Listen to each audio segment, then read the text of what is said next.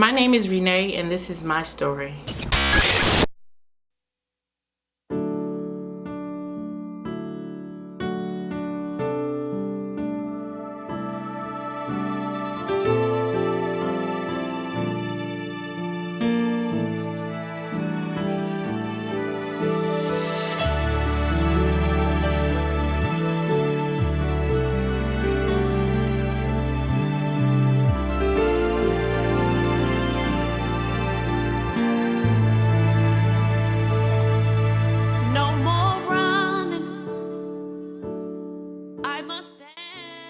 I was born and raised in a small town called Lexington Park, Maryland in St. Mary's County. I am one of 5 children. I grew up in a household that was very abusive. For 17 years, my mother was abused, unfortunately, by my father, and I grew up watching that.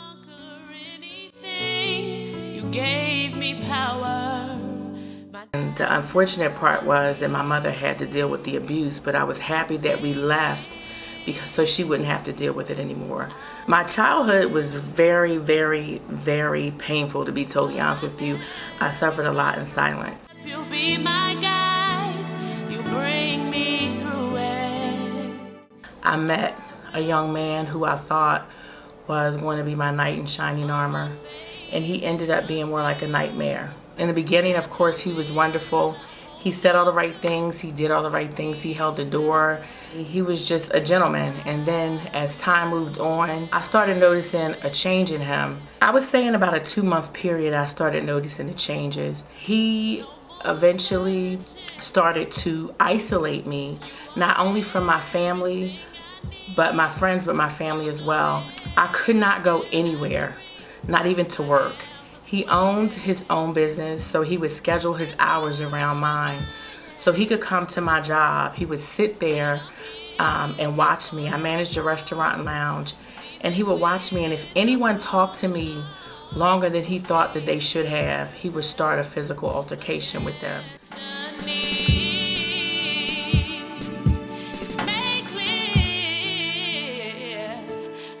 I knocked on the door. And as soon as he opened the door, he immediately grabbed me by my hair and he drugged me past his sister, his brother-in-law, and their twins who was sitting in the living room watching television.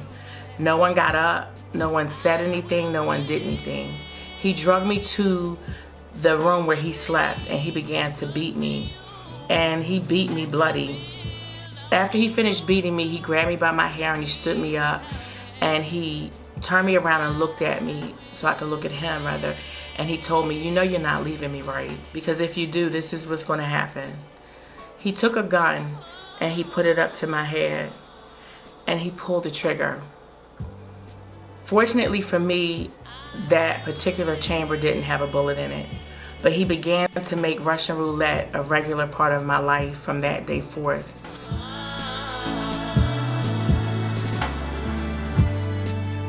In the beginning, I actually thought it was cute because I'm like, oh my God, he loves me that much that he just wants to be around me all the time, and you know, he just can't live without me. But it got really uncute really fast.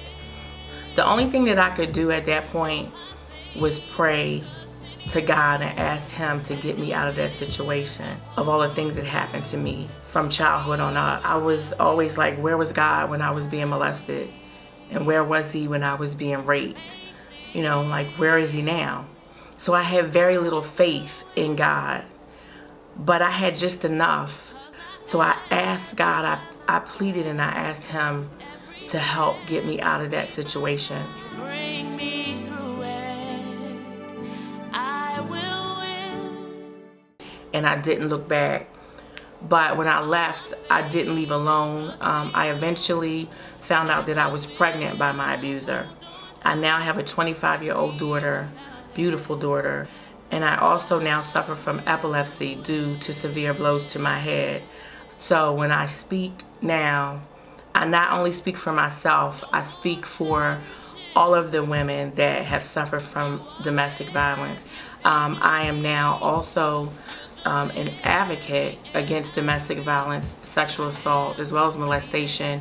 I go around the country sharing my story to help other individuals who have endured what I have in any way that I possibly can. And I encourage anyone that's out there, don't just talk about it. Be about it. Do something. Go to your congressmen. Go to your senators.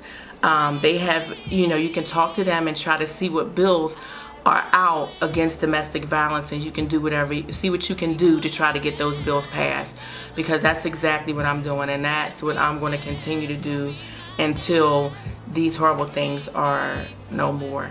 I fortunately met a wonderful man who I ended up marrying. We're together now for 23 years, married for 19. He helped raise all of my children, and he's never once ever hit me verbally, mentally, anything, abused me at all. He's everything that my abuser was not.